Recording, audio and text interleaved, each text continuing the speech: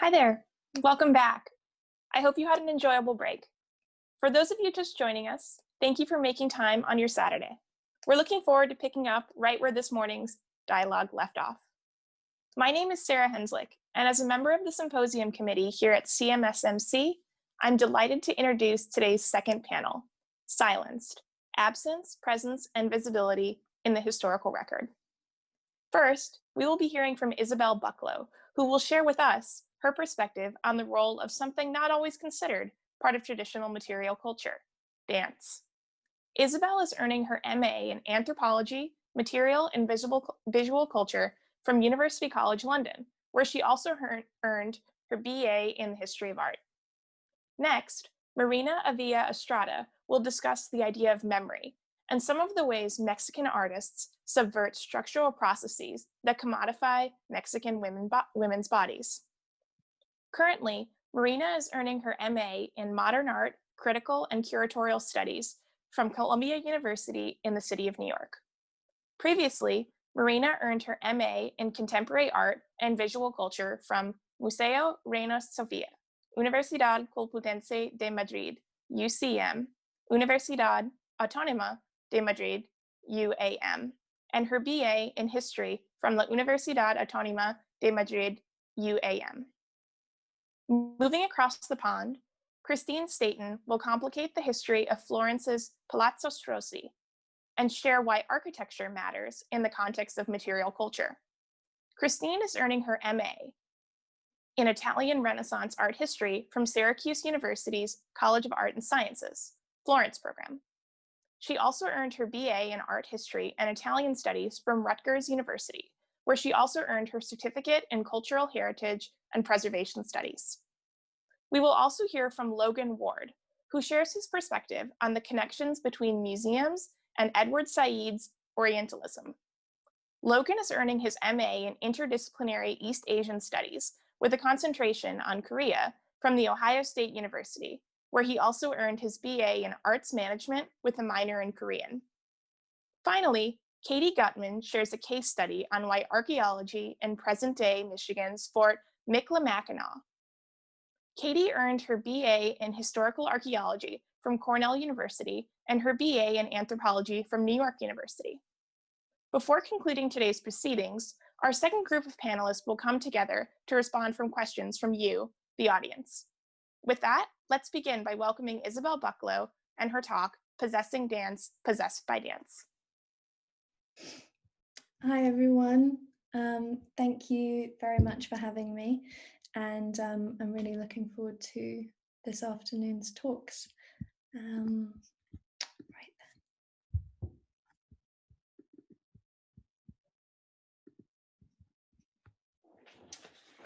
So material culture has a difficult relationship with dance. Dance leaves few, if any, material remains, and for that reason it cannot be possessed. It escapes our grasp. And so for a Western epistemic tradition, founded on encyclopedic values of capture and categorization, dance is often neglected or misunderstood. It has taken a good while for dance to be accepted as serious and worthy of study, but even despite this conceptual salvage happening in the inner folds of scholarship, dance rarely occupies the public museum or gallery, at least not consistently. And so it struggles to earn historical significance. The lack of museum exposure tends to be excused because dance is ephemeral. But this dismissal covers up a systemic bias in the foundations of the museum that fears the volatile agency of bodies and the histories they might expose. This talk is going to address the respective practices of Kathlyn Guttman and Okwe Opokwesili, and how they evidence dance as a valuable source of knowledge preservation and production. I consider how their work has been received by those institutions that claim authority over knowledge preservation and production, namely academia and the museum. Following Fred Moten and Stefano Hani, authors of The Undercommons, I too ask, why is it so hard to have new discussions in a place that is ostensibly designed to foster them? And I suggest curatorial strategies to ensure dance has an ongoing and significant presence in the museum. Kathlyn Guttman an anthropologist, reconsidered and ultimately shattered the boundary between scholarship and praxis.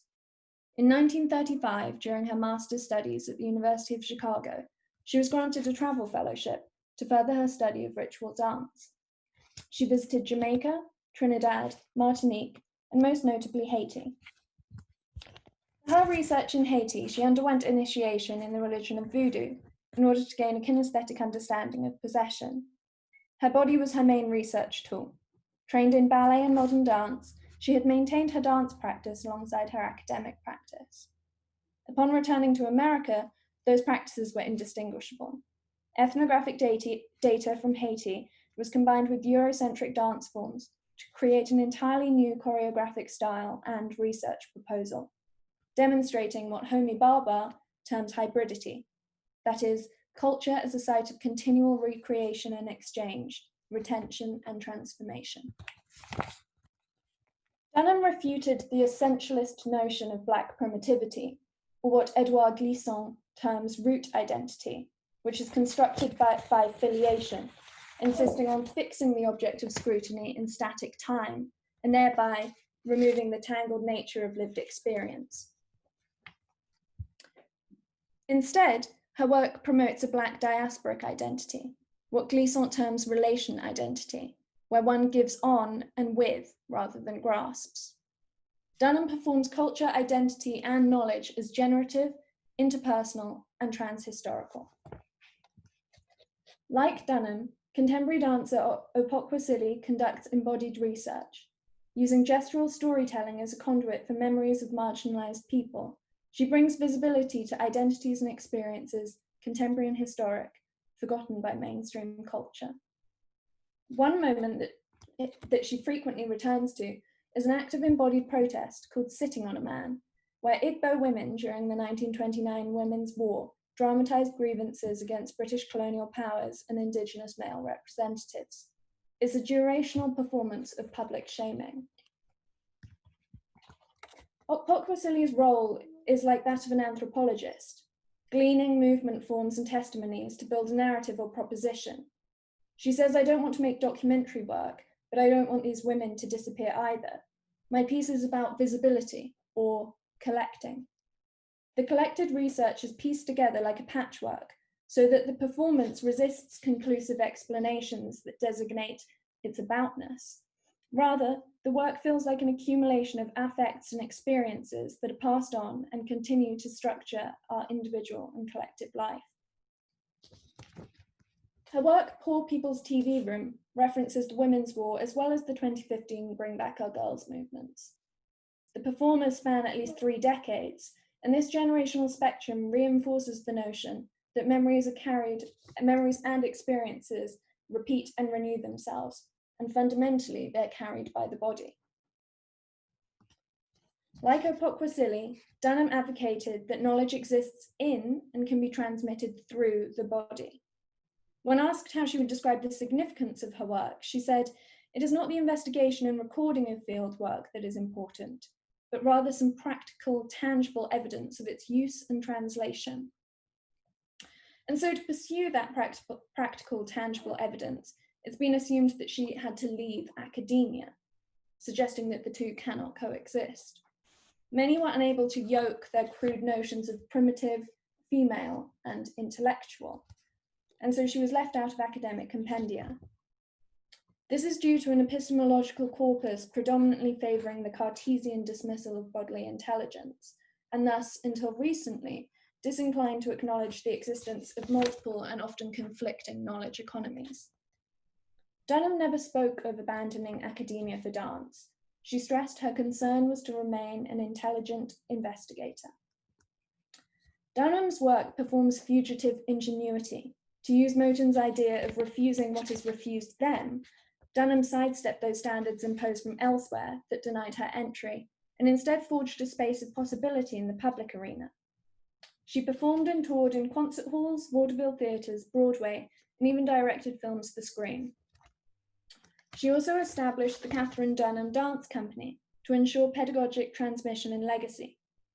Her widely accessible and popular performances constitute a form of public anthropology, a means for diasporic identity and cultural forms to be emphatically felt and acknowledged by an audience at large. Performance work offers the opportunity for inner sensations of the micro level to be corpo-realized at a shareable macro level. For Opokwasili, a shared experience is fundamental to the work. The live dance performance offers this unique opportunity for a physiological and psychic exchange between the watcher and the performer, and the simultaneous transmission of the story. The story is carried in the body and transferred between bodies. With the viewer explicitly implicated, it is impossible for them, as Opokwasili states, to sit outside of it and go, "Oh, look at how those Black people sure can dance," a comment that recalls some of the appalling commentary that Dunham had to endure. Let us take a moment then to consider that scopophilic tradition of reifying Black bodies that Opokwasili is drawing our attention to, a tradition rooted in the museum. In museums, we come into contact with a curated selection of objects which relay an institutionally approved history. Objects crafted by bodies submit to a disembodied display convention. If lucky, they may be activated by their owners for an opening night performance. Nevertheless, this one night only occasion contributes to the notion of dance as surplus entertainment rather than as something necessary and continuous. The fleeting spectacle of dance is no doubt intentional, lest we linger on the uncomfortable history of dance in the museum, indebted to the colonialist legacy of collecting and exhibiting bodies. The phenomenon of human zoos in colonial expositions and fairs is an undeniable part of the institution's violently racist and exploitative origins. Most museum spaces are all too well aware of their terrible past. Perhaps this is why dance is seldom part of a museum collection. Bodies are too loud, their affective potential is acute, whilst it is hoped that objects may be rendered mute. The privileging of objects over bodies has been brought into sharp relief by the pandemic. Under intense economic stress, museums have removed people, not objects, from their care. Opokwasili acknowledges the majority of spaces that she's asked to perform in try to disassociate from the museum and claim some sort of radical identity. She notes, of course, she was attracted to that, but also surprised at how homogenous they felt. She said that they felt like very white male spaces, and so I would enter those spaces and still feel that my Black body created some rupture or some disturbance. She recognizes the spectacle of Black bodies in pain is a deep tradition in this country. I'm not interested in transcending it, I'm living in it. It's not about progressing from confusion to clarity or from pain to no pain, as if I can act as some kind of anesthetic. Opokwasili's pain contrasts with the museum-sanctified performance work of Merce Cunningham. Cunningham's performances seamlessly enter displays of modern art. He communicates abstract ideas, rather than a physical awareness of the performers' bodies and their emotional lives. So this isn't just about the reluctance of institutions to program dance, but rather certain kinds of dance and certain kinds of bodies. Opokwasili continues to perform in these homogeneous white male spaces. She continues to feel the rupture, and so do the audience, and so we should. But why? What makes the rupture a productive space? Opokwasili explains she wants to break the audience's will to make meaning outside of their own bodies. An open rupture denies such detachment. Rather, it's a portal to the past, with the body sustaining a tie between the living and the dead, history and the present, and our mutual embodiment. Opokwasili expands, maybe that's what I'm trying to facilitate, the potential for a body to be possessed. The body has these tunnels, these secrets, these pathways that can be opened up. By possession, Opokwasili explains that she's thinking of Maya Deren's anthropological text and film, Divine Horsemen, The Living Gods of Haiti, wherein Deren explores the rhythmic and choreographic experience of possession. The Oxford Dictionary of Cultural Anthropology defines possession as an altered state of consciousness when an individual experiences temporary displacement or inhabitation by an alien spirit, such as an ancestor or historical figure. In Opokwasili's case, what possesses the performers and audiences is historical memory. Colin Dayan, in her book Haiti, History and the Gods, explains that voodoo is in part the preservation of pieces of history, ignored or denigrated by the standard drum and trumpet histories of empire, and that it must be viewed as ritual reenactments of Haiti's colonial past. Voodoo links past to the present, bringing into sensual relief what is otherwise lost to grand historical narratives. Possession is thus paradigmatic of Dunham and Opokwasili's key performative methods, reenactment and transference. Returning to Glisson's root and relation identity, we see how possession offers the experiential shattering of the conceit of fully knowing, which we dissociate with root identity, and instead elaborates a different politics of knowledge production that kinesthetically theorizes the position of the thought, of unthought, which Glisson would associate with relation identity. The potential then for a body to be possessed is not to reaffirm the museum rhetoric of possessing things and claiming ownership, but the embodied experience of being possessed to test and expand what bodies can do. If a museum collection is to successfully and properly incorporate dance, then it should not be dance which adapts, but the institution. To reshape our institutions, a semantic shift must occur, from possession as that which grasps, to possession as performative transference and exchange. But the question remains what curatorial strategies allow for that shift to occur. Before Tate Modern in London temporarily closed to COVID-19, Opokwasili was working on a new project with Tate's senior curator of international art and performance, Kathlyn Wood. Wood offers a successful model for programming dance. She explains it is through an acknowledgement of the circular, a focus on practices built on reiteration, repetition, and variation that might require a commitment to regular, perhaps annually or seasonally repeated live showings, is a strong alternative to the perma-presence of conventional exhibiting. This cyclical structuring principle shifts from an experience economy that promoted ephemerality or static filiation to one of ongoing relation, with dance sustaining an alliance between the living and the dead, the silenced and the heard, the immaterial and the material. In this iteration of Poor People's TV Room, Opokwasili was to pose questions to her audience and the museum itself. Given that she was unable to ask these due to museum closure, I will leave you to consider them now. Thank you very much. Hello, thank you for having all of us here and for creating great initiatives as this symposium. I'm going to start my presentation right now.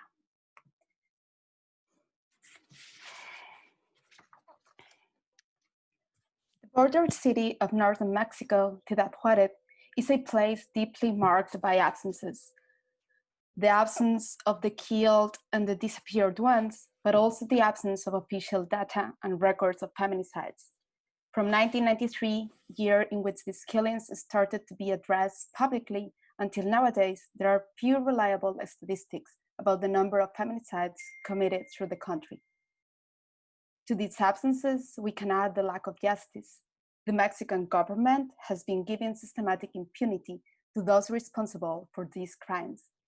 In this sense, and drawing upon Rita Segato's feminist perspective of this issue, feminicide should not be just understood as a consequence of the impunity given by the state, but rather as producers and reproducers of such impunity.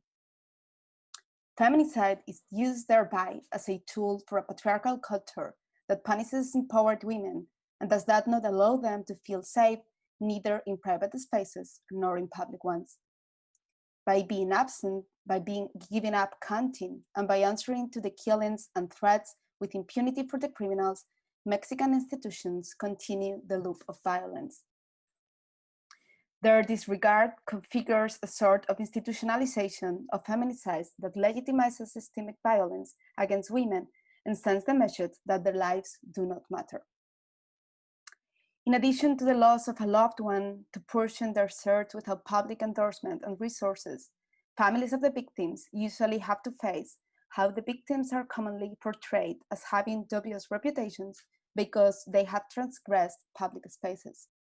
Their assaulted and mutilated bodies are usually abandoned in desert zones, stream beds, garbage dumps. Even in death, women's bodies are commodified, represented as sexual beings, and stripped of their dignity. In Ciudad Juárez, mass media compete to show the most violent picture in their front pages. These constant images of violence strengthen the idea of vulnerability and devaluation of women's lives, while they normalize violence against women and the generalization of sexist violence in daily practices. In what follows, I analyze some of the strategies used by Mexican artists to subvert the structural processes of commodification of Mexican women's bodies and to restore a dignified memory of the victims. The works of artist and forensic Teresa Margolles, the public installation Zapatos Rojos, Red Shoes by Elina Chauvet, and the photographic project Ensayo de la Identidad, Identity Essay by Mayra Martel recreate scenarios of absence. This absence witnesses of the bodies that never appeared and also of the emptiness left by those who are gone. I claim that all of them put the absence at the center of their works as a political statement. Following Peggy Phelan's argument on how the denial of representing the female body can challenge the hegemony of the patriarchal gaze, I argue that these artists work with the absence as a way of decommodifying women's bodies that are constantly sexualized and fetishized. These artists avoid the continued exposure of the bodies of the victims. Instead, they portray those women and girls through their personal belongings, usually clothes and accessories, as an attempt to dignify the victim's memory and identity. When asked about her work in a 2018 interview, Teresa Margolles answered, "How to poeticize misfortune. The artist's job is to filter the horror so you can read it. This filter is fully charged with a political approach. Working with feminicides as an artistic and/or activist topic implies a fragile balance. On one side, it is important to show a sensitivity that can be helpful to dignify the memory of the absence. On the other, it is decisive not to renounce to show the horrors of a reality that is both hyper-visibilized and fundamentally silenced." Testimonies of the families, friends, and activists are usually the main sources and materials used by artists who address feminicides. In the case of Teresa Margolles, material residues and elements of crime scenes become her art. In Zimbra from work, she installed pieces of clothing that belonged to women's victims from Juárez submerged in cement. From presence to absence, by making the women's body disappear from the scene, Margolles arguably dismantles the representation of the male gaze and its voyeuristic effects. She aims at shocking the viewer, but also speaks to traces. The meaning of these stories is generated precisely by its absence.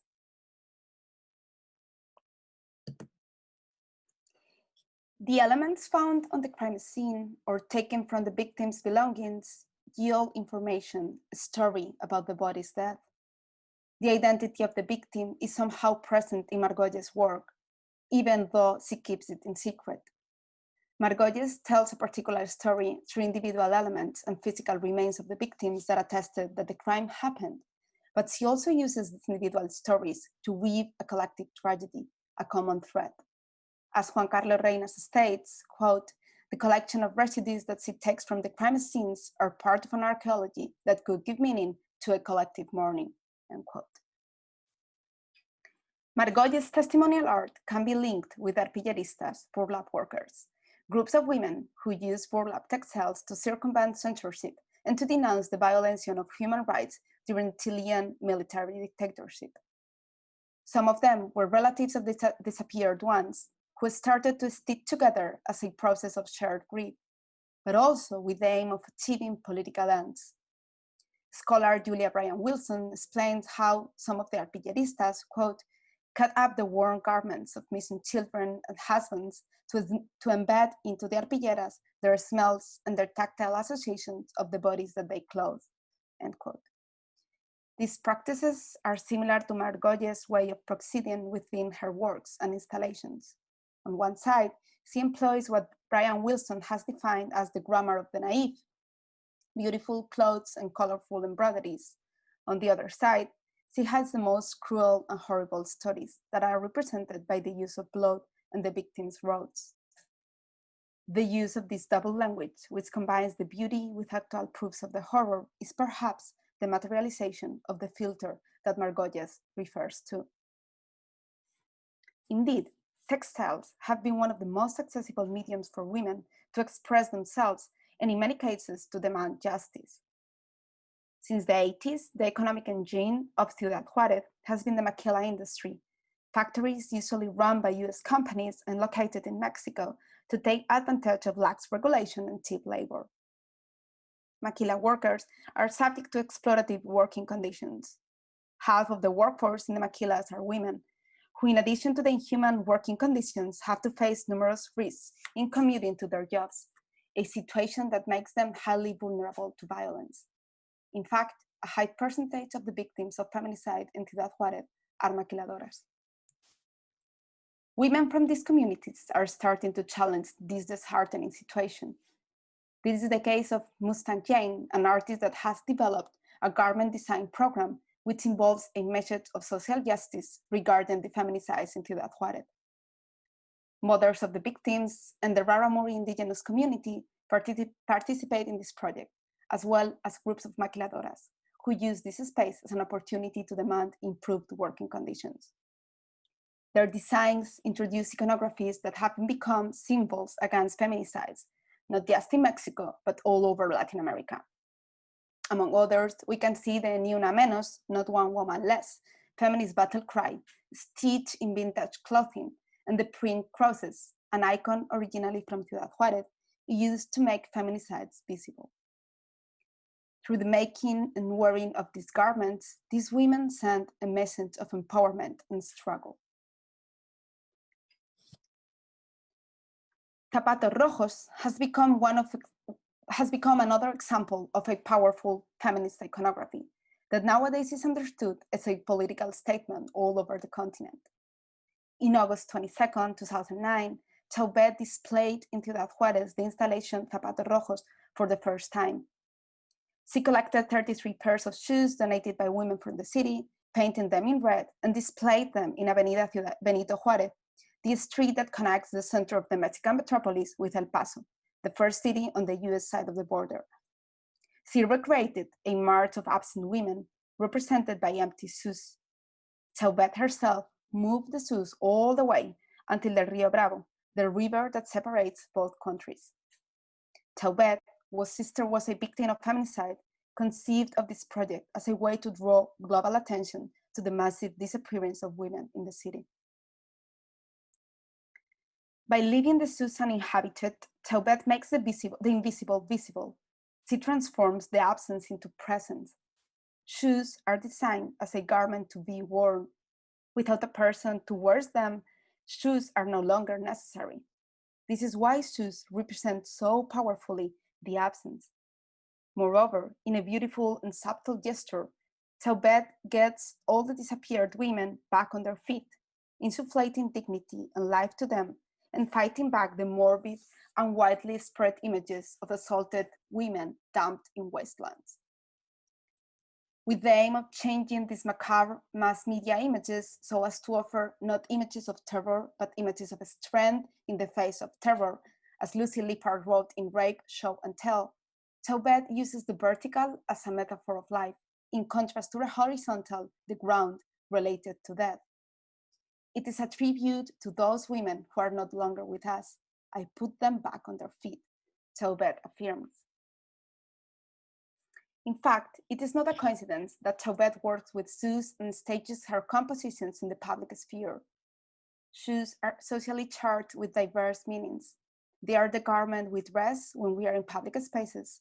They are the mark that we leave behind our steps. Shoes are the accessories that allow us to walk without being hurt. In Ciudad Juárez, public spaces are not considered safe places for women. Through the gesture of placing the red shoes on the outside, Chauvet occupies the public sphere, claiming that it belongs to women too, and turning the issue of feminicides into a public matter. Through Zapatos Rojos, she sent a raising aware message to all the citizens of Ciudad Juárez and invited them to stand in someone else's shoes. Moreover, Chauvet's use of seriality is a powerful resource to reflect feminicides as a structural and endemic problem, rather than understanding these crimes as isolated cases. As Segato explains, quote, sex crimes are not the work of individual deviants, the mentally ill, or social anomalies, but expressions of a deep symbolic structure that organizes our actions and our fantasies and gives them intelligibility. In other words, the aggressor and the community share the gender imaginary. Understanding feminicides as a matter of power allows us to be aware of its structural social dimension and gives a new visibility to the connections between gender, sex, and race, issues that have been traditionally isolated and treated separately. This structural violence and the social imaginary that perpetuates it are also represented in seriality-based projects by Margolles, such as Pesquisas, Inquiries, and La Búsqueda, The Search. She exhibits posters torn from the streets of missing girls and glass plates of closed shops in Ciudad Juárez that reflect the passage of time and how the disappeared disappear. The result is the narration of a collective history of absence and grief, composed by a large number of individual and personal elements. Instead of homogenizing the diverse stories and diluting the individual identities, its pair of shoes and its poster carries a singular story with them. Both Chauvet and Margolles reinforce their unique presence by creating a collective and more visible identity in which thousands of families can feel to be part of. Another example of the use of seriality to address feminicides is the work of Mexican photographer Mayra Martel. She has spent more than 13 years taking pictures of the empty rooms of disappeared girls and women in her hometown, Ciudad Juárez. Her series of photographs show working class homes whose bedrooms are decorated with childish motifs. Most of the spaces that make up the project Ensayo de la Identidad, Identity Essay, are preserved intact by their families as an attempt to keep their loved and missed ones alive through their personal properties. They avoid clearing the rooms, effacing and modifying what is still left of the victims' identities. In this sense, their belongings work as components of an identity kit, building upon Erving Goffman's definition. In other words, they create a space in which all the memories, feelings, and remembrances are stored and therefore preserved. As Margolles and Chauvet, Martel portrays the disappeared through the elements of these identity kits. She captures through the camera the presence of the absence, empty spaces, personal belongings that were never used again, to-do lists frozen in time. Here too, inhabited shoes symbolize the vanished life of these little girls. An eternal weight invades every corner of these modest houses. Omnipresent religious crosses work as amulets that allow families to keep faith and carry on. Hope is the last thing to be lost. These families are still searching for their missing girls. They do not give up the endless quest for justice. In its public gathering, there are hundreds of women chanting the battle cry that unifies their grievances and demands. Porque vivas las llevaron, vivas las queremos. Because alive they took them away, alive we want them back. Thank you very much. Good afternoon, everyone. Gregory Ashworth has described the process of history becoming heritage as commodification. It is through this process that historic sites become heritage products, objects subjected to marketing to specific demographics. Inherently problematic, the production process is demand and not resource-driven. And there is virtually no way to avoid outside interference in any stage of the process. As Ashworth put it, quote, "These consequences render feasible the creation of a specific European heritage in support of the predetermined political objective," unquote. As pertaining to the Palazzo Strozzi in Florence, there was clearly an intervention of an agency in the Palazzo's reinterpretation into an art exhibition venue and heritage site. Decisions were made, either by individuals or groups, regarding what information is presented to the public, how it is presented, and how the site will be managed. The result is a heritage site removed from parts of its history. This study examines the history of the Palazzo Strozzi from its construction in 1489 through the present day, paying close attention to the events of 1937, 1938, and 1940, when the Palazzo was repurposed as a place for the display of art during the fascist era in Italy. I argue that as a heritage space, the Palazzo Strozzi ignores the crucial years of its transformation in favor of a more prestigious and digestible heritage. Let us begin with a brief overview of the Palazzo itself and its history. Located in the UNESCO World Heritage Site of the Historic Center of Florence, the Palazzo Strozzi is one piece of the medieval and Renaissance hub. Situated in the historic center among some of Florence's most iconic monuments, such as the Duomo di Santa Maria del Fiore, the Piazza della Repubblica, and the Palazzo Vecchio, the Palazzo Strozzi is a prestigious example of high Renaissance architecture. It is rendered on 3 floors, with consistent rustication throughout. It is capped with a monumental cornice and incorporates a communal bench along the bottom of the facade. The facade is adorned with arched bifora windows, and the interior design is structured around a central courtyard. Prominent Florentine banker Filippo Strozzi employed some of the most acclaimed architects and designers to construct his family home. Construction began in 1489 and involved such artists as Benedetto da Maiano, Giuliano da Sangallo, and Simone di Palaiuolo. The massive cornice, which as you can see remains incomplete today, was added by 1536. This is the basic outline of the history provided by the current Foundation Palazzo Strozzi on their website. The history briefly mentions the purchase of the building by a state agency and a restoration, or I should say renovation project in the late 1930s, and then skips ahead to 1998 when the Comune of Florence purchased the property. So I will now consider the time periods and events that are excluded from this narrative. The Palazzo remained intact until the 19th century, which witnessed a great amount of urban development, both before and after the unification of the Italian peninsula. The city planners of Florence widened the streets adjacent to the Palazzo Strozzi and even lowered the level of the Palazzo's courtyard in order to provide easier access from the street level. The 20th century, however, was the greatest period of transformation. In 1907, the last of the Strozzi family died, and the city received the Palazzo in legacy. The care of the Palazzo was entrusted to the National Insurance Institute in 1937. And this transfer of ownership to the city marks the Palazzo Strozzi's transformation from private residence to public amenity. Upon this transaction, the Palazzo became a part of the larger effort to reunite and renovate the city of Florence as Italy prepared for the high-profile diplomatic visit of Adolf Hitler, Führer of Nazi Germany, in May 1938. Florence was the last stop on a week-long visit to Italy. Hitler arrived on May 9th after spending several days in Rome and Naples, accompanied by dictator Benito Mussolini and the Italian King Victor Emmanuel III. In Rome, a parade displaying Italy's military strengths was given for the Führer, which represented young men from the pre-military schools and members of Italy's African empire. Rome's cultural strengths were also on display as the city's ancient monuments were illuminated during the night in homage to Italy's infamous guest. This act of spectacle was just one in a larger program surrounding the Führer's visit.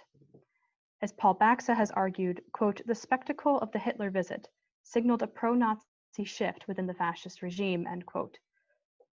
The visit to Italy came at an important time. The Second World War was still over a year away, and Mussolini was very interested in forming a stronger alliance with Germany.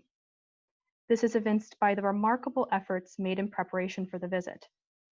This visit was Mussolini's chance to present Italy as a desirable ally.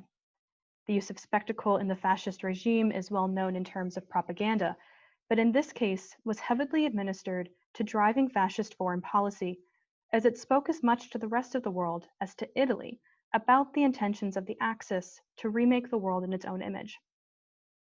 A close alliance with the Germans would give Italy a higher position and more power in the upcoming war and in the post-war world as the Axis sought for it to be.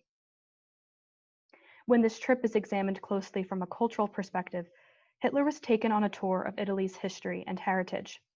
Starting in Rome, Hitler encountered the unique way that fascism interpreted classical antiquity.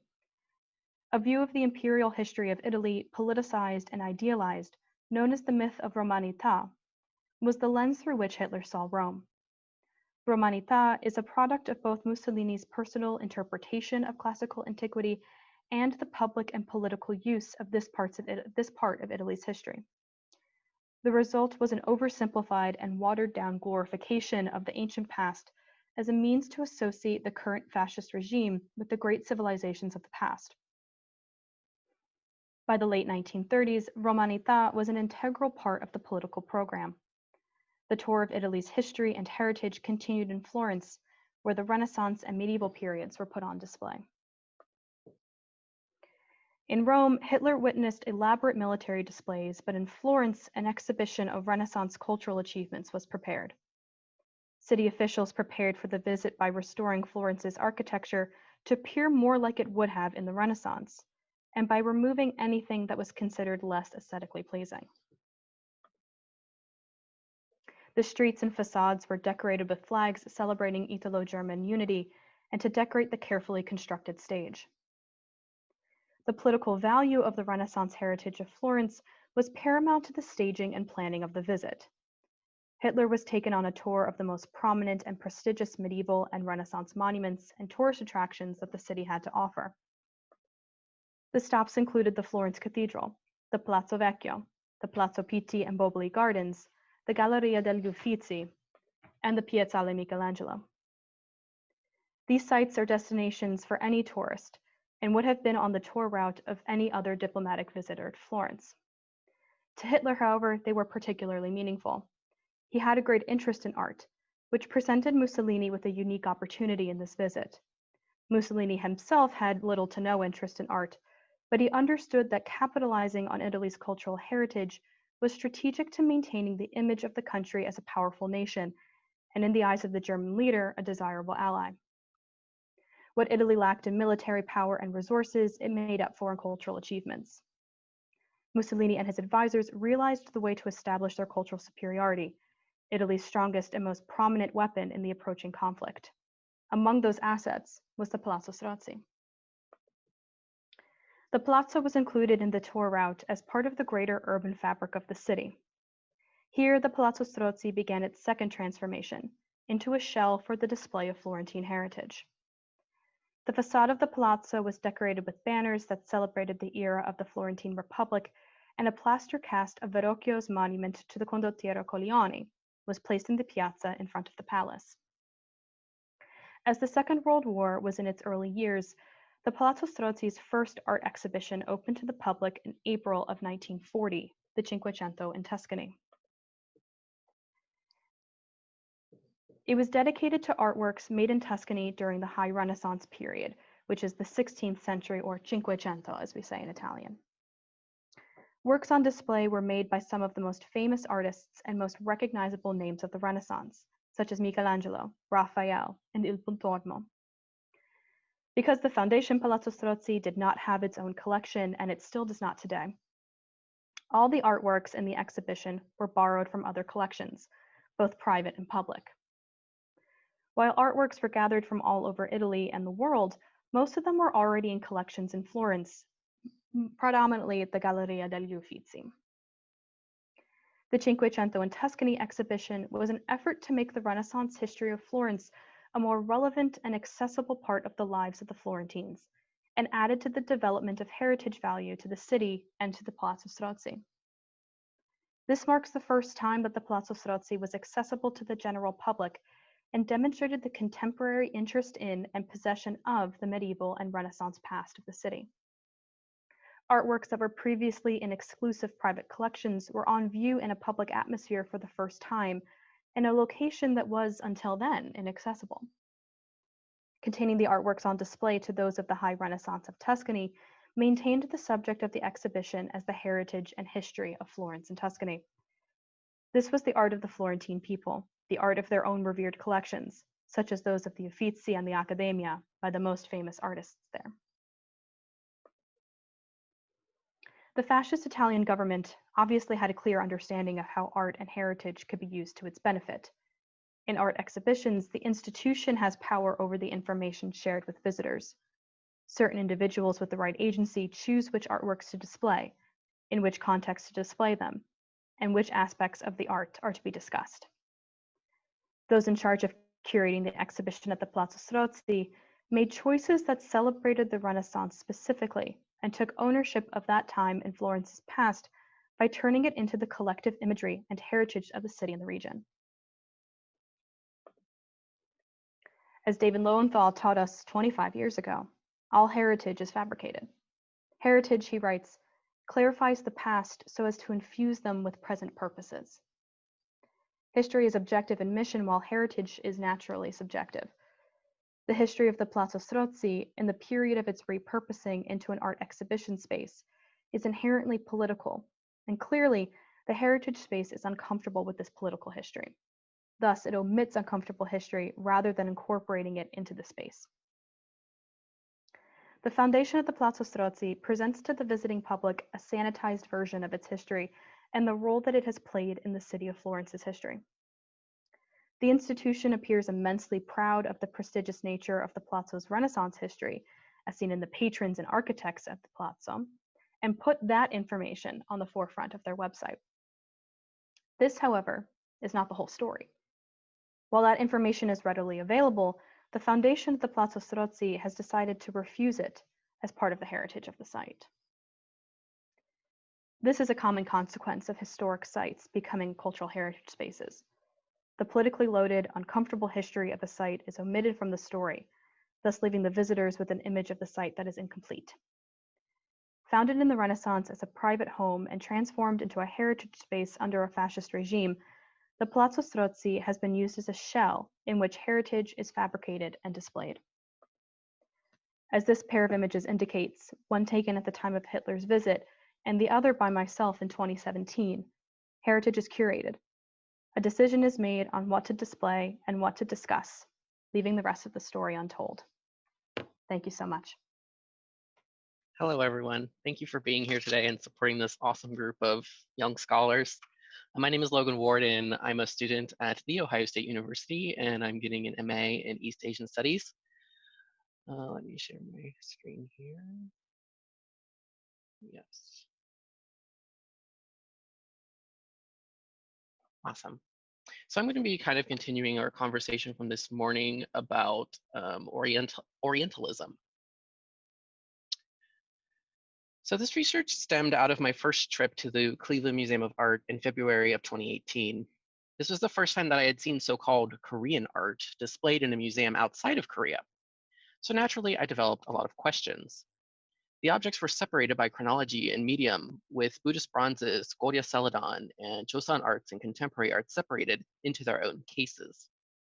What was most pressing to me were actually the labels. They were primarily formalist in nature and prompted little imagination from the visitor. I also noticed how references to China and Japan were common. The introductory text claimed that the pieces would exemplify, quote unquote, Korea's distinctive culture and aesthetics from its East Asian neighbors. A label for the case of Celadon referred to a Chinese traveler's record about Goryeo tea customs. And a label about a moon jar referred to the tastes of Japanese art historians and connoisseurs. I wondered why these were the narratives that the museum conveyed about these objects from Korea. A year later, I started to connect together the history of Korean material culture in United States art museums. While in Seoul, I stumbled upon a catalog for a National Museum of Korea exhibition, America, Meet Korean Art from 2012. As I perused the book, I realized that, including CMA, the majority of Korean objects in the United States today were acquired during the Japanese colonial period, 1910 to 1945. I noticed that there were no Korean people involved in collecting these objects, Almost all of the people mentioned in the catalog were Euro-American men. The catalog discussed how many of these collectors were able to obtain Korean objects from Japanese dealers and said that their interest in Korean material culture was an offshoot of their interest in Japanese ceramics. What was most problematic to me about the catalog was that it praised these collectors and curators for bringing Korean artwork that represents the essence of Korean culture to the United States without any detailed analysis of what these people actually thought about these objects as they were accumulating them. Thus, I took it upon myself to answer this question. As I researched how these collectors were interpreting Korean material culture during this time, it was impossible for me to separate the hegemonies of Japanese colonialism and Eurocentric Orientalism. Today, I will focus on the writings of Langdon and Lorraine Warner about Korean material culture from the Bulletin of the Cleveland Museum of Art during the 1910s and 20s. Their articles reveal directly what museum people were thinking about Korean material culture at this time and also indicate the intimate connections that American Orientalists had with the Japanese colonial apparatus. Over time, the articles also suggest how these Orientalists adapted Japanese colonial methodologies to their interpretive process, while also editing it to meet their Occidental audience's needs. Thus, I will end by suggesting that Korean material culture at CMA underwent a double Orientalization, as Japanese coloniality and Eurocentric Orientalism combined to become hermeneutics for Korean material culture. To understand the multifaceted implications of Eurocentric Orientalism, it is critical to review the work of Edward Said. Said indicates that Orientalism is a style of thought that assumes the distinction between the Orient, East, Asia, and Africa, and the Occident, West, Europe. However, Orientalist thinking only relied somewhat on physical geography. From its earliest depictions, the Orient somehow spoke through the European imagination and to create what Said calls an imaginative geography. Thus, Orientalism became a system of representations of the Orient and the Oriental subject, situating them as a spectacle or tableau vivant for the European observer to interpret and reinterpret in the process of making the Orient, or in his terms, Orientalizing. Such images conveyed tropes about the Orient based upon contrasts with Europe. The Orient was assumed to have been glorious in the past, but at the present, barbarous, defeated, lost, and primitive. Orientalism essentialized Europe and the Orient into a Eurocentric us-other binary, one that placed Europe as superior and Orient as inferior. Said continues by asserting that Orientalism was a European academic discipline. The person who studies, researches, and publishes information about the Orient is the Orientalist. Said explains that the modern Orientalist acted as a hero, delivering the Orient from its obscurity, alienation, and strangeness. The Orientalists achieved this through comparative analysis with the European standard of being.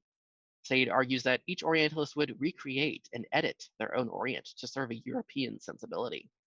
The West adapted these tactics to dominate and restructure the Orient through colonization and imperialism. Said asserts that in the latter half of the 19th century, the increasing role of the Orientalist as a political advisor allowed for Orientalism to deliver the Orient to the West. Thus, Orientalism went from an academic to an instrumental attitude, as the Orientalist helped enlist the Orient for Western values, civilization, interests, and goals. After winning the Russo-Japanese War in 1905, the Empire of Japan installed the Great Han Empire as a protectorate through negotiations with Great Britain and the United States. Japan officially annexed the Korean Peninsula as a colony in 1910. This colonization officially ended with Japan's surrender at the end of World War II in 1945. Japanese colonial authorities in Korea put much effort into excavating, researching, and interpreting Korean material culture. Although not much analysis has been done on Japanese colonial research through the lens of Said's Orientalism, the two are highly reflective of one another. As Kim Young-na states, the motivations behind Japanese colonial studies into Korean material culture, which were centralized to colonial museums, were to confirm certain ingrained beliefs about Korean culture, such as that the origins of Korean civilization were in the Han Dynasty's Lolong Commandery, and were therefore represented the same evolutionary line as Japanese culture.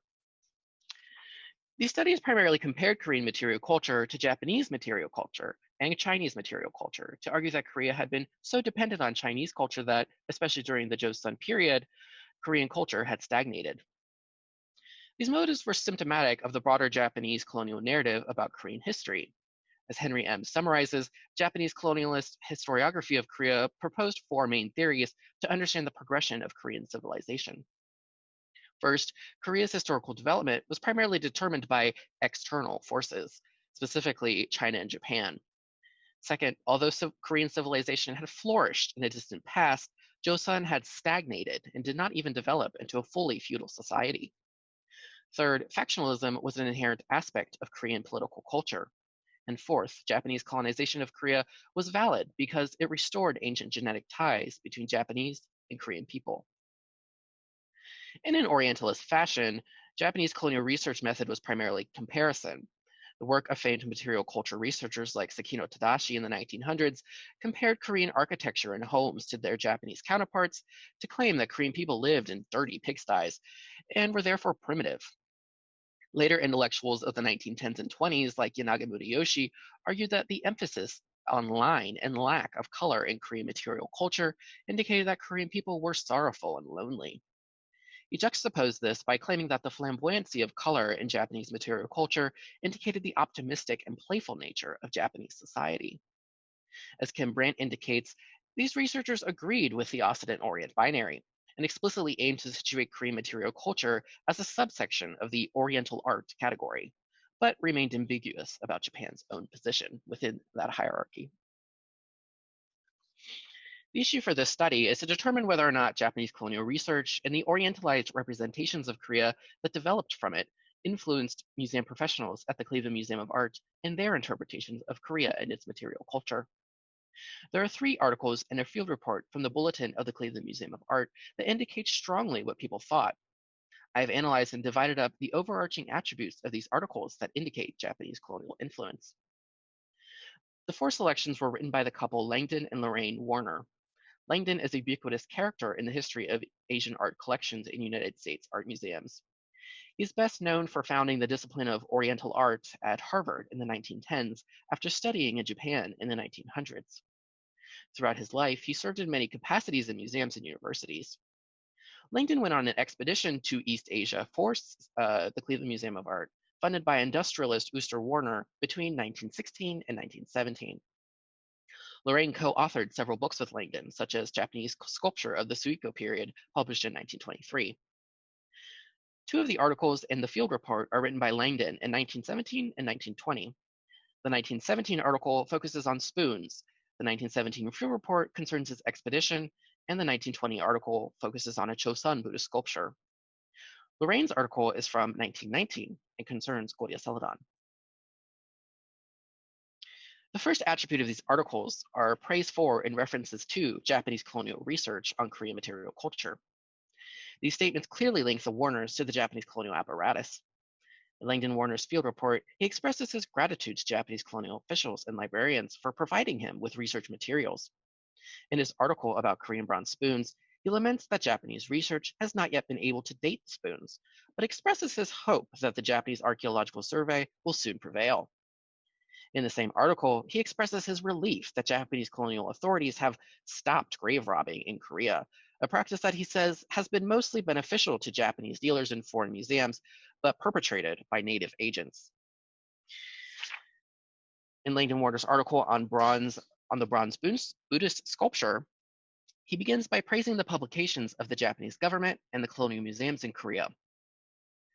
Although she never references directly Japanese colonial research, Lorraine consistently uses Japanese terminology in her descriptions of Korean ceramics. The Warners also consistently refer to pre-modern Korean kingdoms by their Japanese appellations, such as Korai Dynasty for Goryeo and Ri Dynasty for Joseon. Whether Lorraine knew Japanese is uncertain, but Langdon certainly did. Therefore, it is evident that the two were accessing Japanese materials and interpreting Korean material culture through them. The other 2 Japanese colonial themes coincide with one another. While all 3 articles specifically use comparison to interpret the Korean object at hand, they also evoke the theory of Joseon stagnation. Thus, while comparison is both a European Orientalist and Japanese colonial method, the Warners employ it in a Japanese colonial way. Langdon compares the Korean bronze spoons to Chinese, Japanese, and even indigenous peoples of the North Americas spoons to describe them. In his next article about the Joseon bronze Buddhist sculpture, he compares the object with not only Ming Dynasty versions that he says lack artistic merit, but also lovely early Korean bronzes that he has seen in Japanese colonial publications. He places the CMA accession somewhere between the 2 in terms of quality. Here, Langdon indirectly evokes the theory of Joseon stagnation by labeling Chinese products as unartistic and asserting that the Joseon object at hand is like them. Thus, Langdon implies that Chinese influence had negative repercussions on Joseon material culture and therefore Joseon society. Similarly, Langdon states that the early bronzes of Korea are lovely. This likely references Goryeo and Three Kingdoms bronzes. Thus, he further implies that he believes Korea had at one time flourished but deteriorated during Joseon. Lorraine Warner's article from 1919 relies heavily on comparison, evokes the theory of Joseon stagnation, and also asserts that celadon represents a unique Koreanness. Lorraine claims that by comparison with Chinese and Japanese ceramics, it seems evident that Goryeo celadon with inlaid designs is completely Korean and perhaps unique to the history of Eastern pottery.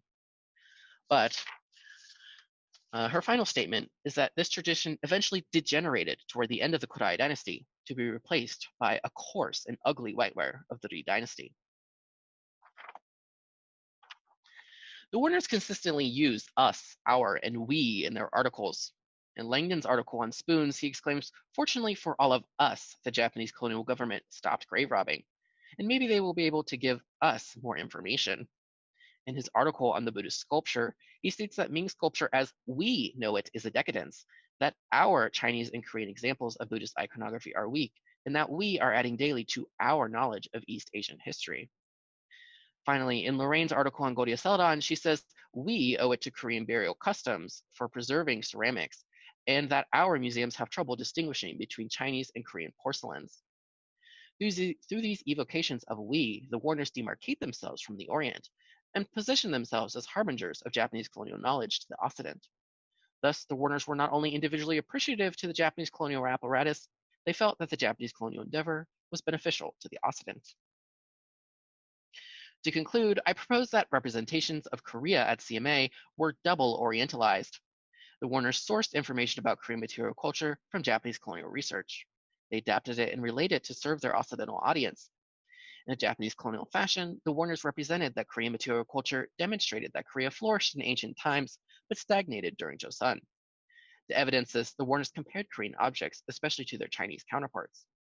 Eventually, these comparisons also suggested a hierarchy of East Asian civilizations.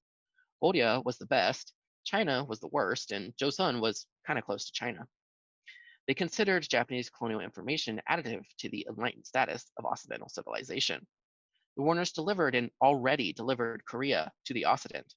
Thus, Korea was Orientalized twice, first by Japanese colonial researchers who aimed to represent Korea as degenerate to validate colonization, and then again by the Warners who instrumented this representation to further enlighten Occidental civilization. Thank you.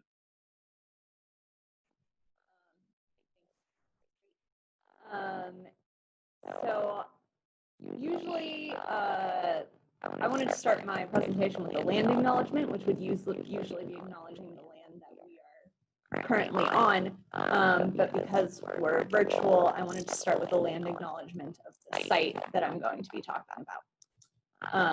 So I'd like to start this presentation by acknowledging the land that the site of Michilimackinac occupies and the indigenous people who call it home. The land on which Fort Michilimackinac sits is part of the ancestral home of the Anishinaabe, which includes the Odawa, Ojibwe, and Potawatomi, and is the sacred site for the Odawa. The name Michilimackinac itself is derived from the Anishinaabe word for big turtle, referring to the sacred island also known as Mackinac Island. The Little Traverse Bay band of Odawa Indians remain on their ancestral land. I acknowledge the Anishinaabe right to this occupied traditional territory.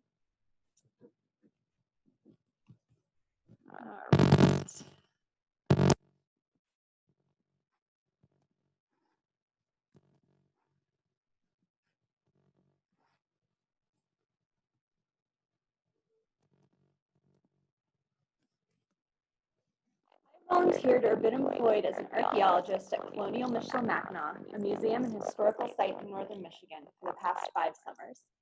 As I have transitioned into a career as a museum professional, I've become aware that Colonial Michilimackinac falls into so many of the pitfalls and stereotypes that are rife in institutions interpreting colonized places and peoples.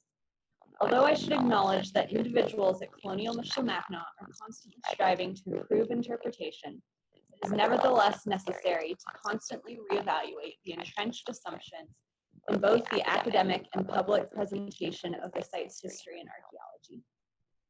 The stories told by archaeologists and historians at Michilimackinac are most often the stories of white European men. Others, especially indigenous peoples, are excluded from the narrative. Costumed interpreters and museum staff, who are tasked with conveying the fort's history to the public, get their information from historians and archaeologists. Therefore, changing the public interpretation at colonial Michilimackinac must start with us. Originally named Fort Michilimackinac, this site was a hub for the 18th century fur trade industry due to its location at the confluence of Lakes Huron and Michigan. Since the 1950s, pieces of Fort Michilimackinac have been reconstructed by the Mackinac State Historic Parks as a living history museum. Archaeology has been used to accurately reconstruct the fort and is incorporated into the museum's interpretation program. Every summer, archaeologists and costumed interpreters educate visitors about Fort Michilimackinac and its residents during the 1770s, which was the period of British control. Katie, I'm so sorry. Can you check your mic? It's very, there's a lot of feedback. Okay. Is this any better? Can you speak? Yeah, is this better? It's a little bit better. There's just a weird robotic echo. Let me see if that's because is that any better? Yes, that's a little bit better. Okay. I will just have to mute myself, so I won't be able to hear you. So if you could, put it in the chat if something else happens. No worries. Like most subdisciplines in archaeology, historical fur trade archaeology suffers from the rarity of historical documentation produced by anyone but the overwhelmingly white, male, and European upper class.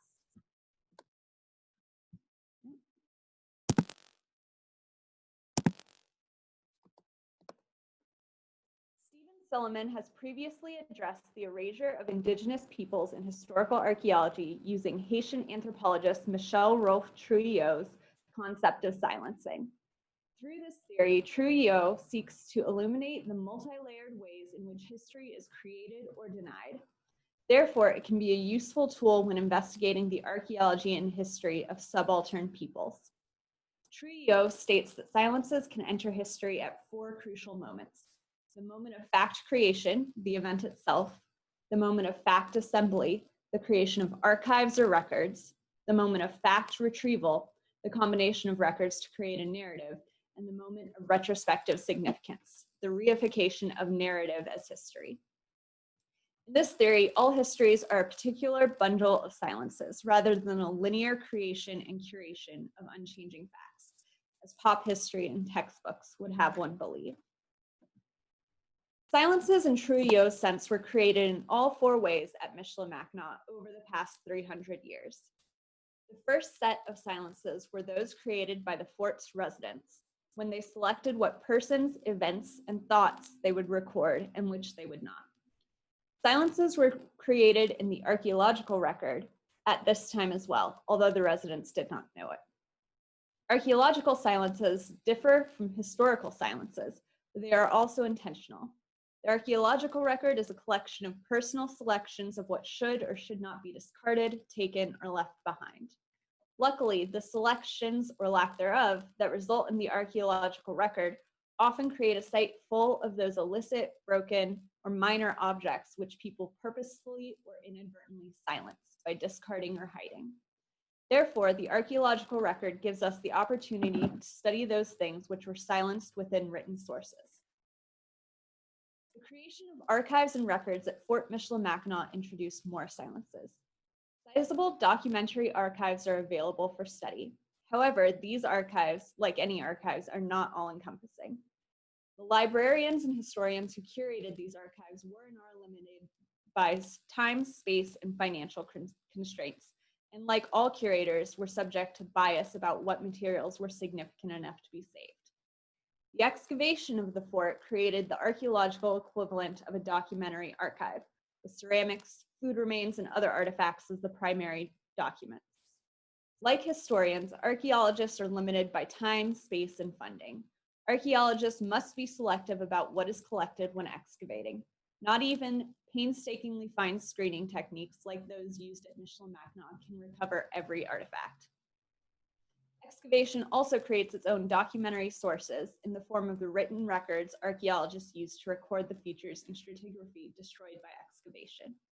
Again, not every detail of every artifact or feature can be recorded. To be able to create any sense out of the archaeological record and to be efficient at their job, archaeologists must select what parts of the record they will and will not collect or pay attention to. When historians and archaeologists analyze the documents and artifacts from Fort Michilimackinac, they create a narrative. The creation of any narrative requires silences. Not every aspect of every document and artifact can be analyzed simultaneously. Scholars' intentions guide what type of narrative they create out of the archives.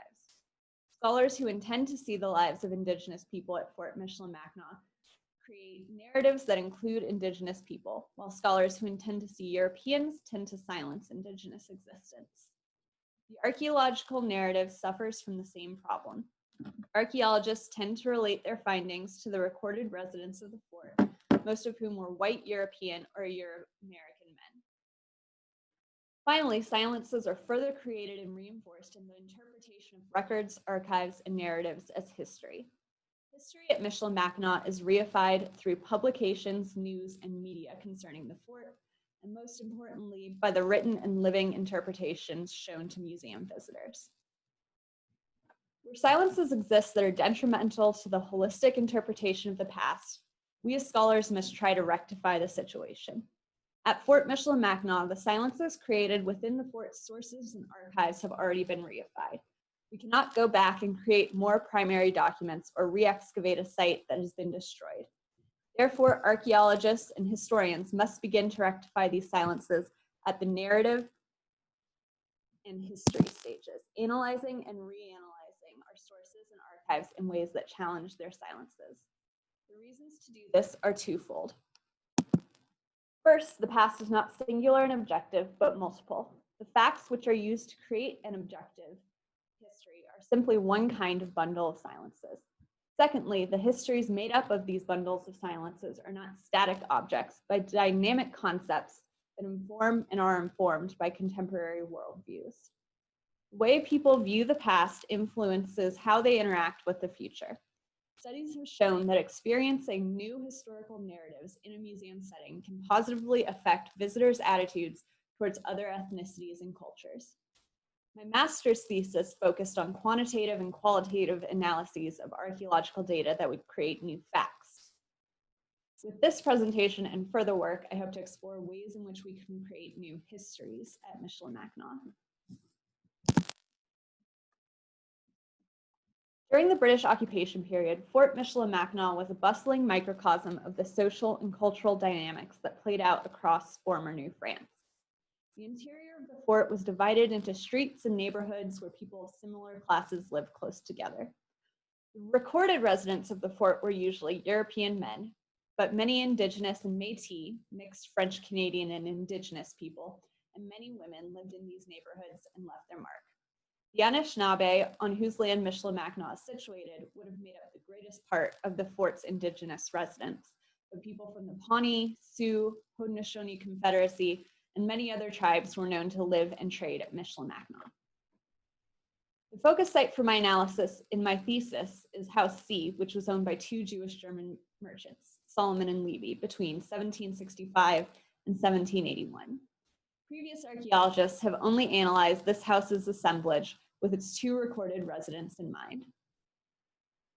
However, a preliminary reevaluation of House C showed that the artifacts and faunal assemblage closely resembled other houses where Métis and Indigenous people were known to have lived.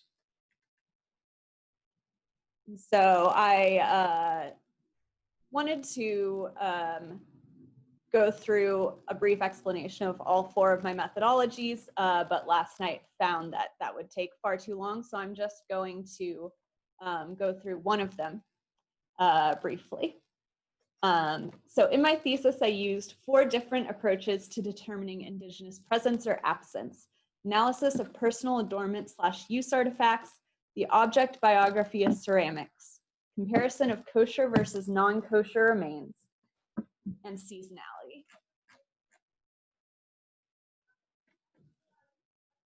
Using all 4 of these seemingly disparate analysis methods allowed me to combine qualitative and quantitative approaches, eschewing the processualist, aka scientific, versus post-processualist, aka interpretive, divide in methodology that many archaeologists have previously subscribed to in publications on Michilimackinac. The following is a brief summary of the methods and results found in my thesis. So I chose the object biography methodology to focus on in this presentation because I think it shows the ways in which qualitative and traditional methods of analyzing archaeological remains were not as successful in interpreting Indigenous lives. So I analyzed the ceramic remains from House C using the object biography method. The ceramic assemblage of House C includes no Indigenous-made ceramics. Previous analyses have related the European/Chinese-made ceramic collection to the purchasing choices of middle to upper class Europeans. This one-to-one comparison of ceramics and origin privileges, to quote Silliman, origins as inherent cultural meaning, and silences the labor relations that existed within colonial households. Historical documents and the artifact pattern at House C can help us make educated guesses about the sherd's life, but the possible labor entanglements inherent in any one ceramic sherd are innumerable. From documents, we already know that Solomon owned and sold an Indigenous enslaved woman when he first arrived at Michilimackinac. It is not unlikely that other Indigenous women, slave or servant, worked in his household. For Solomon, Levy, and guests used Chinese porcelain tea sets in social drinking. Someone had to prepare the drinks, clean the vessels, serve the drinks, and return everything to storage. This relationship between used object, porcelain tea set, and laborer, Indigenous slave, is educated speculation. But the goal, to expand the relational lifetime of archaeological ceramics beyond their creator and buyer, still stands. The assumptions archaeologists form about artifacts and remains found at Michilimackinac are an example of history in true Yo's sense. The formation of a narrative where academics and interpreters pick and choose what pieces of the archives they will include and which they will silence.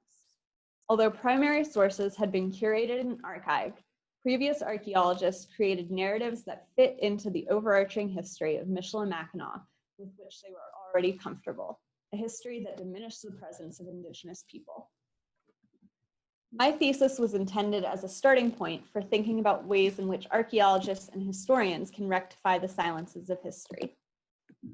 Colonial Michilimackinac is a prime candidate for this exercise because of its status as both a place where historical fact and record were created and a place that actively creates and reifies history in the public eye. Creation, assembly, retrieval, and retrospective significance are all enacted on the very same geography here, creating a microcosm of Trujillo's concept of silences. Silences are necessary for any museum or historical site to function coherently. Interpreting every relevant story at colonial Michilimackinac would create an unpleasant jumble of information that would not attract many visitors. Nevertheless, silences regarding minorities, especially Indigenous and Métis people, have been rife in the creation of history at Michilimackinac as they have been in history at large. Academic studies such as this one provide a starting point for mending the silences that erase or cause harm to minorities, but academia has a small scope. Colonial Michilimackinac interpretive program reaches thousands of people every year, and changes to the program that broaden Michilimacknac's established history would inform visitors about the diverse residents of the original fort and challenge common misconceptions about the nature of the fur trade. The phrase "history should make you uncomfortable" is an appropriate summarization of the changes that should be made to rectify silences at Michilimackinac, because the history currently presented in the fort's interpretive program is bounded by the comfort zone of the primary visitor demographics. Colonial Michilimackinacs' primary visitors are white, middle-class, Midwestern families, often on vacation.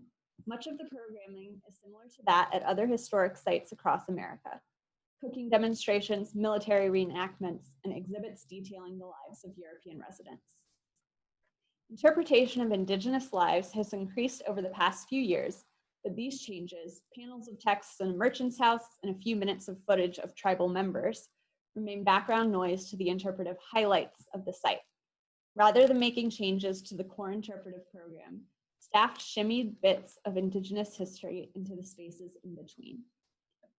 I hesitate to call potential changes to colonial Michilimackinac programming decolonization, as the site's very existence is predicated on the effects of colonization. However, rectifying the silences at Michilimackinac will require tactics similar to those used in decolonizing efforts, such as centering Indigenous-led interpretation. Indigenous archaeologists, historians, and curators have been absent from the creation of Michilimacknac's narrative, while Indigenous interpreters have been few and far between. The reason for this lack of Indigenous presence are numerous and complex, but the fraught relationship between archaeologists and the local Odawa band has been a key sticking point. The disrespect and desecration of ancestors that the Odawa experienced at the hands of archaeologists at Michilimackinac in the 20th century led to deep distrust.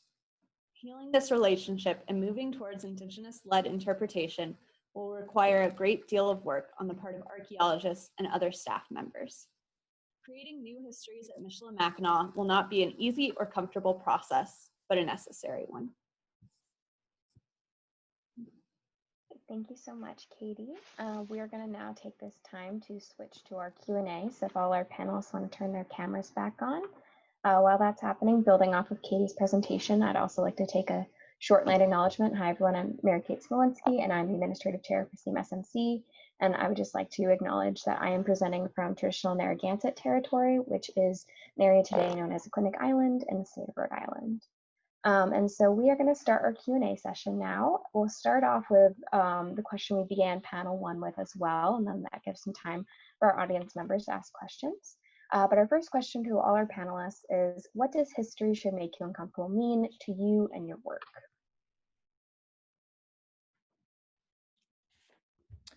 Okay, so for me, I was addressing it from multiple positions. So it was firstly about the museum itself having a particularly uncomfortable history, and that was the sort of colonialist legacy, and that was the human zoo.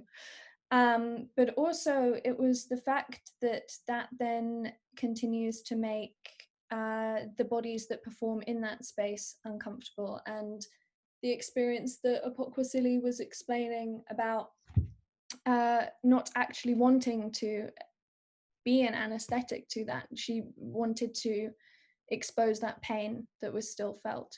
So I initially was thinking about the question in terms of where you place the emphasis in the history should make you uncomfortable. Is it just a given, history should make you uncomfortable? Or is it accusative? Is it saying history should make you, the museum, feel uncomfortable? And where that's coming from. Thank you, Isabel. That's super interesting. I started thinking about this question the first time I saw, like you had the open call, and I felt like very identified with the question, because I have been thinking as an European white woman how the history that I have been told both in university and in school has been the single story, like from a European Western, written basically by white men of high classes, and how we should start, like challenging that unique history. I read a book by Kemamanda Ngozi. It's called the Danger of a Single History Story. I think that's the title. And I think it's just, it's the time to start thinking about how we need to do a thorough revision of the story and the history that has been told from this canonical perspective and these canonical books. So I think that the most, the most challenging thing is to start thinking from your own perspective.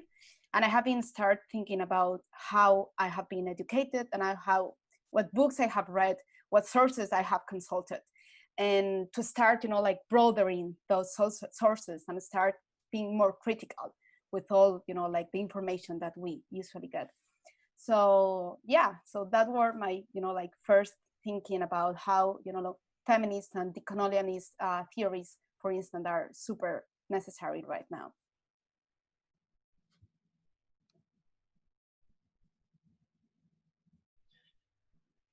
Yeah, I would say both of what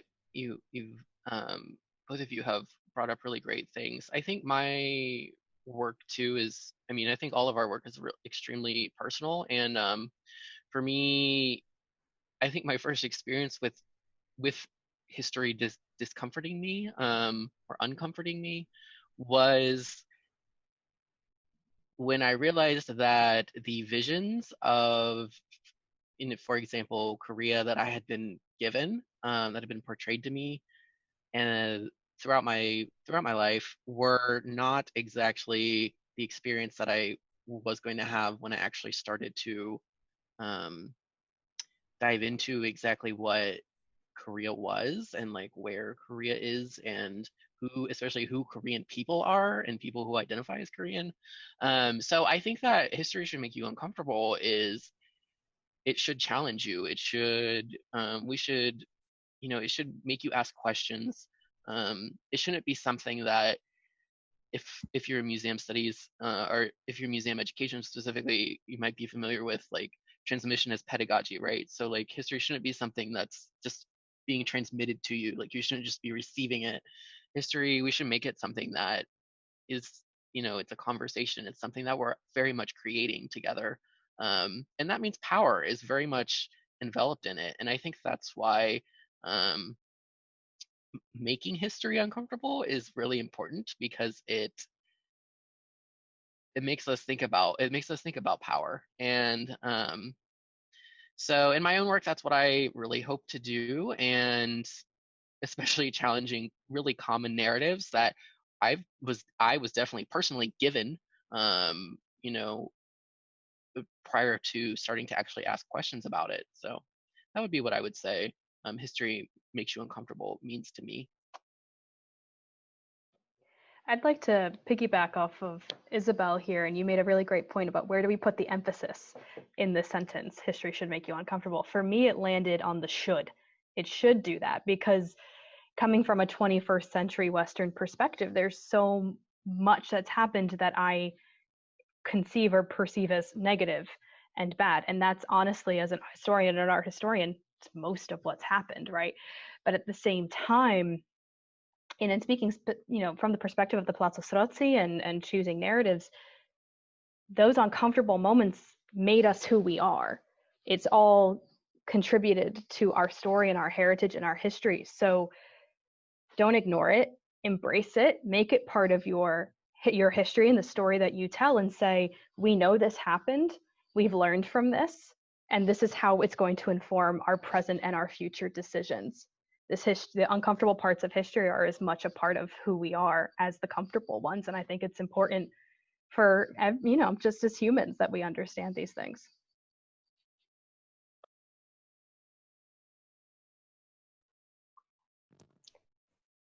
Yeah, so I very much agree with the idea that the importance of history should make you uncomfortable is that it's something that everyone needs to be uncomfortable with at some point in their life. And one of the reasons I went ahead with doing this research specifically was because I had spent so long at museums and historic sites like Michilimackinac, both as a volunteer and an employee and a guest, and finding that a lot of the public is not comfortable at all with being uncomfortable about their history.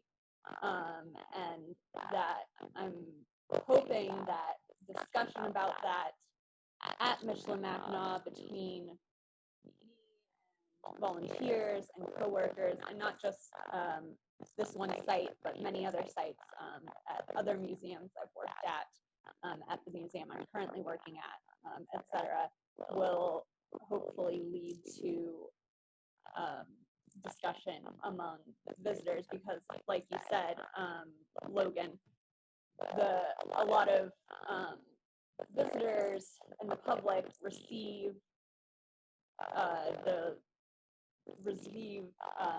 museum knowledge as pedagogy. They receive it as the history, and so we have to be responsible for that. Certainly agree with all that. I think there's a statistic out there that says museums are the most trusted authority, more than the US government and things like that. So what people see at museums, they certainly take. And so what we're presenting, those histories we're sharing, is certainly influential. Building off of that, we have a question about how do we define heritage alongside discomfort? Should heritage invoke a sense of familiarity, a sense of nostalgia, but also including these kind of discomforts as well? And that can be for anyone.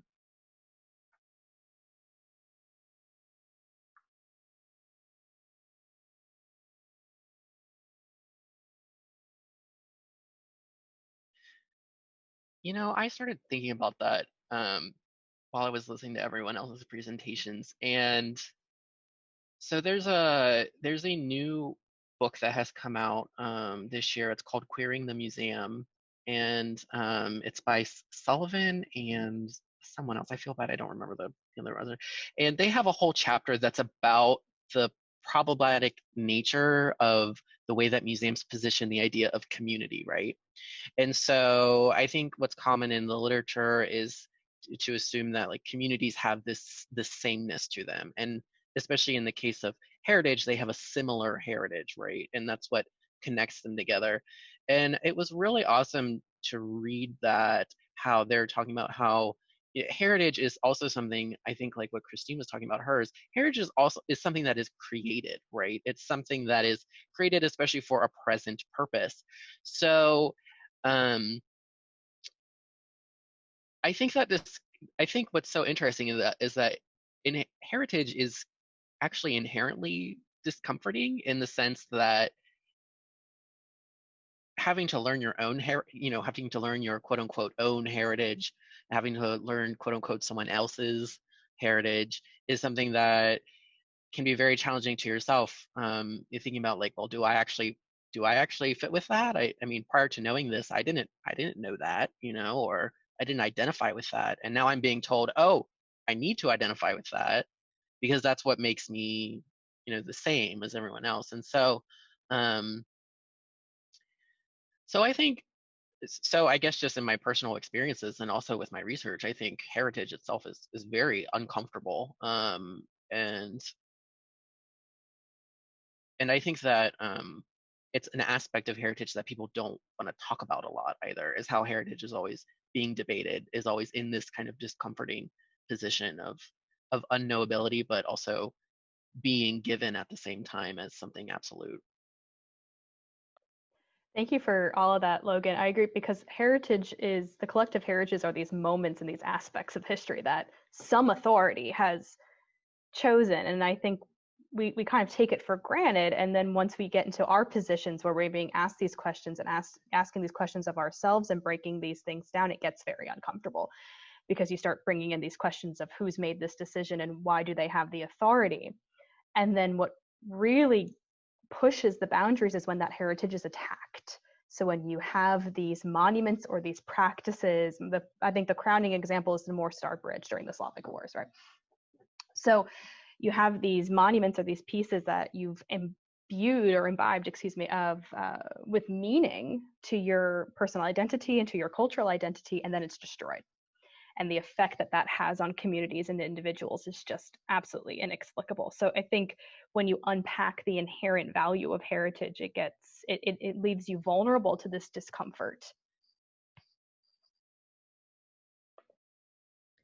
Yeah, I fully agree. And I also really like what Logan pointed out with heritage implying similarity and sameness. And I mean, that's sort of what I was getting at with Glisson's root and relation identity, and how what root identity is trying to fix something in a static past. And I think that's a problem that you get with nostalgia as well. Nostalgia implies that you're looking back to the past, and obviously what we're bringing up is that history isn't that which has passed, but it's that which returns, and it's very much present. And so to use the term nostalgia, it sort of, yeah, it's pushing you back, and it's not allowing you to actually think actively about what needs to be changed necessarily.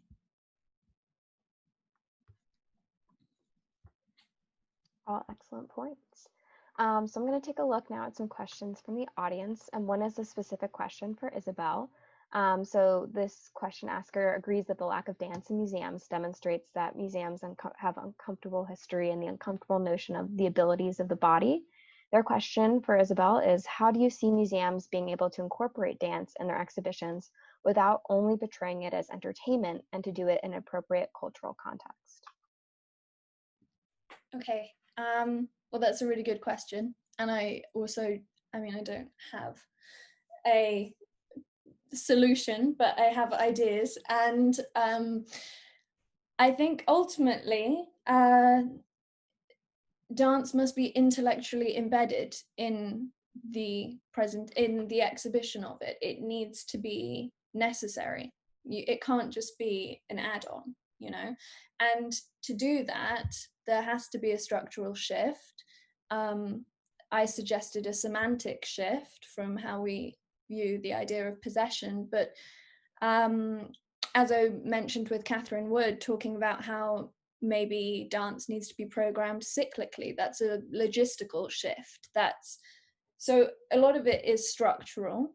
And then once you've gotten past that, it's kind of just like, how do you put on a show of Dada art or avant-garde music? You know, these things come out of certain conditions, and those conditions are political, economic, all of these factors, and it's up to the curator and the programmer to work out whether they want to then display this thematically or chronologically. And then you employ different elements. You can employ archival documents, you can employ video footage.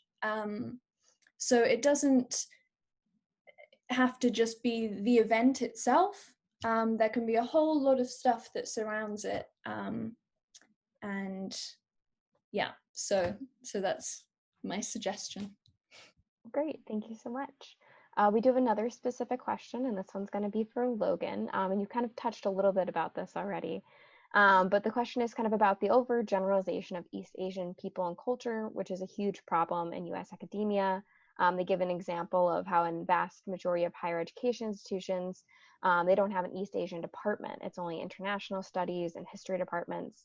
Therefore, there's not enough expertise and demand on country-specific content.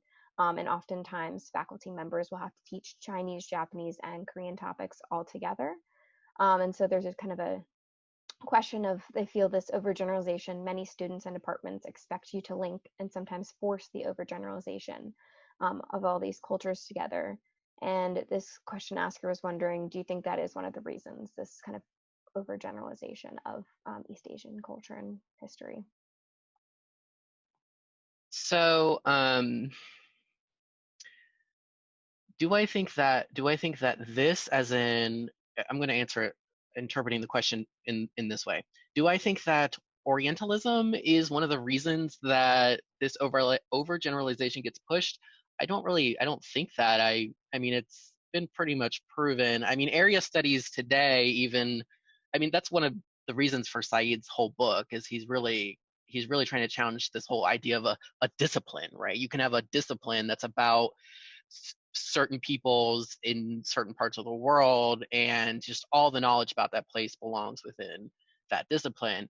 And the idea of area studies, not just East Asian studies, but the idea of area studies is is historically, I mean, it came from Orientalism as a study. However, what I do want to clarify is that this idea of like linking different cultures together, or like using comparison to see like what's different and what's the same about different materials and things, that's not necessarily an inherently wrong thing to do. What the problem is, and what I really hoped came out of my presentation, is that historically that's been used to suggest hegemonies, right? So it's been used to suggest superiority and inferiority. It's been used to suggest individuality, and lack of individuality. And so, and it's usually been done, and it very much is important to understand that it's been done by secondary resources, not by the person trying to identify themselves, but, you know, in this case it was, well, it got a little bit complicated in this place, but in Orientalism, it's the European subject deciding this for an other, and someone who's, you know, an Asian, or I always do this, Oriental other. In this case, it was the Japanese subject deciding this for the Korean other, and then that was then transferred to the West. So there's nothing inherently wrong, and obviously there would be huge holes in our understandings of how the world works if we just decide, oh, we're only going to study Korea, and like everything about that is only going to be about Korea.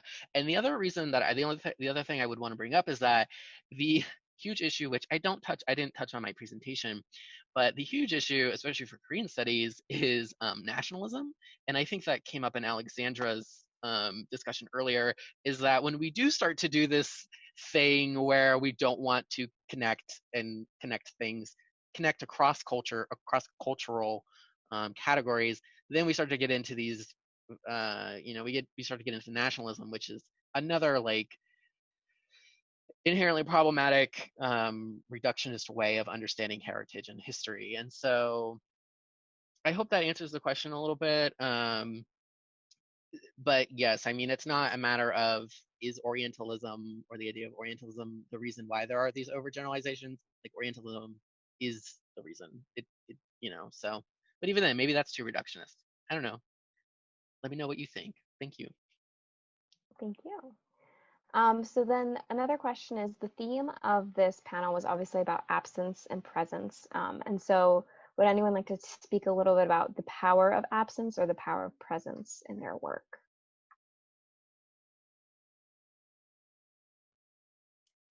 I can go. So I started working my topic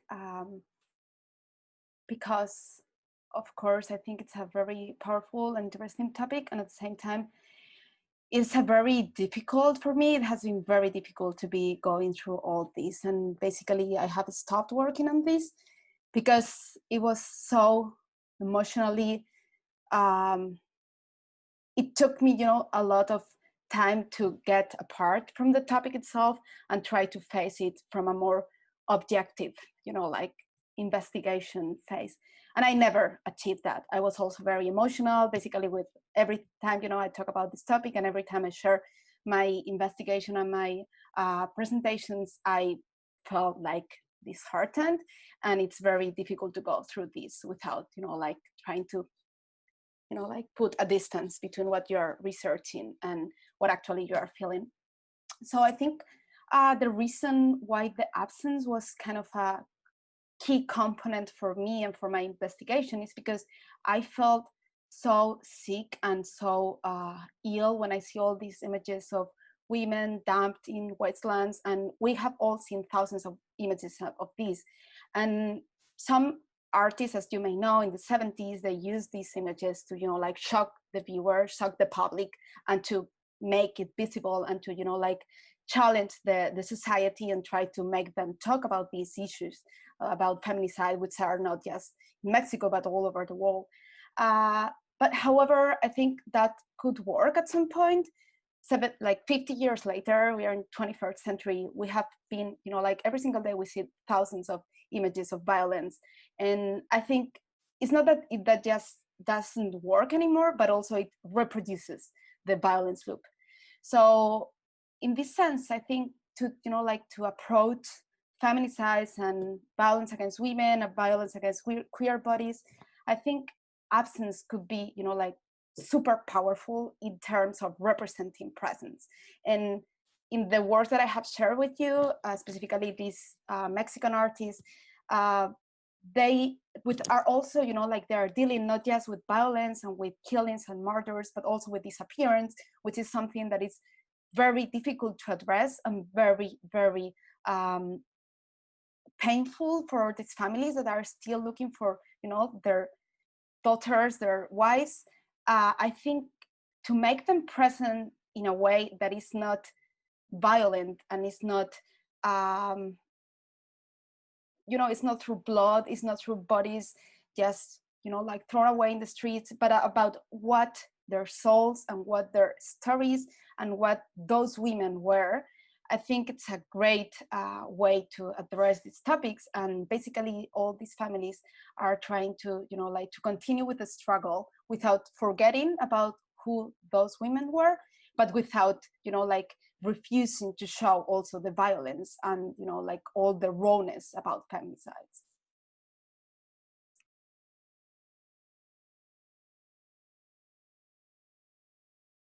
Yeah, I think, especially Marina, one thing that really resonated with me from your presentation was the idea of absence, of course, but also it reminded me of a book by Avery Gordon, Haunting in the Sociological Imagination. I don't know if you know it or not, but her statement is basically that absence is actually what really gets you to start asking questions. Essentially that's what really gets you to, that's what really bothers you, that's what haunts you, right? The fact that there's something not there.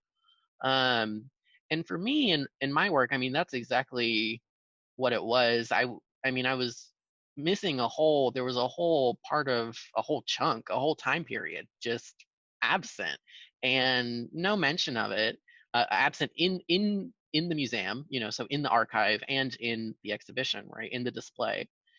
And that's what really made me be like, why is this not here? And it was a really obvious one. I mean, so, and then I think also looking at literature and seeing that things were being taught a certain way that to me, they still just weren't enough. Like I still had questions that weren't being answered. And I guess that's where I came from too. So I guess if I was going to just say one thing, it would be that, absence is for me what really keeps me asking questions. And that's what I like to tell everyone is like, absence is how we find new things. So, look for it.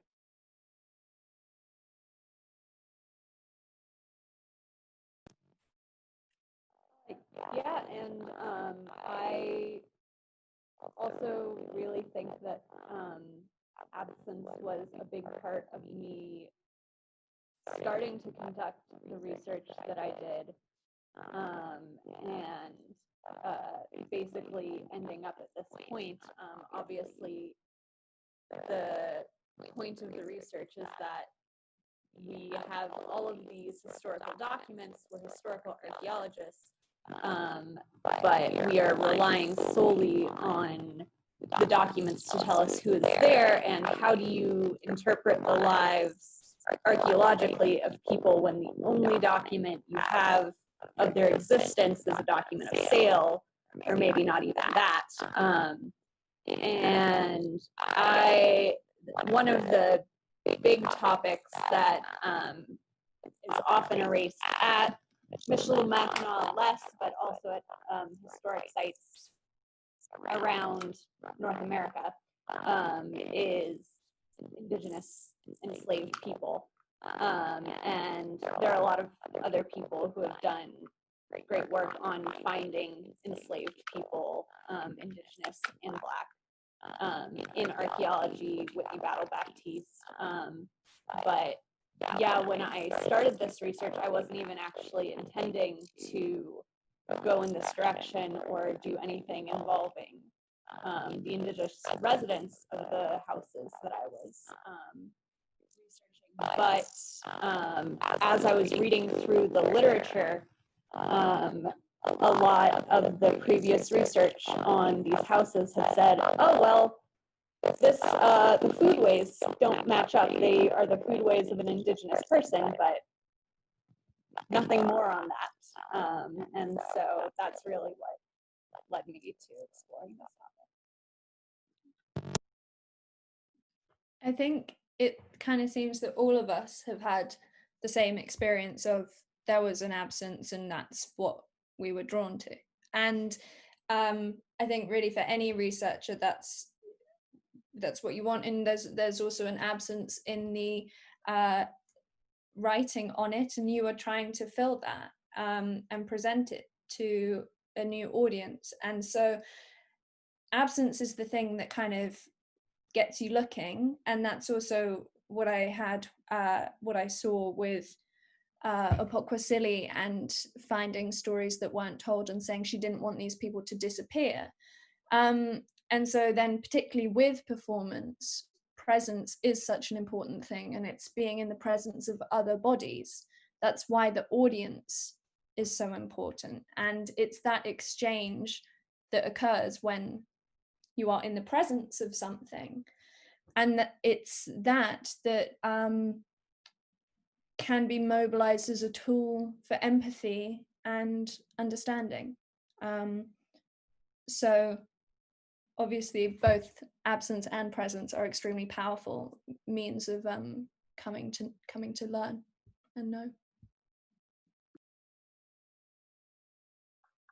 Great. Well, thank you so much, everyone. I really appreciate this really productive conversation between everyone, and it was great learning more about your individual topics. Before we officially end the symposium, I'd like to say a few final words.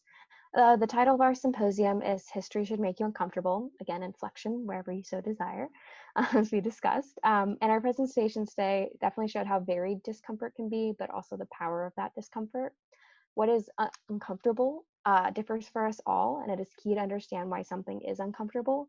What past experiences, preconceptions, and bias do we ourselves bring to subject matter? Acknowledging and addressing discomfort allows for personal and professional growth, and we should all strive to feel uncomfortable and use that discomfort as a moment of learning. I'd also like to take this time to share a few updates about CMSMC. We are going to be hosting 2 symposiums a year, and this was our first one ever. So again, thank you all for attending. One will be in the fall and one in the spring. Our next symposium is going to be on April 10th, 2021, with the title Material Culture in an Increasingly Virtual World. We hope you all submit work and attend that event as well.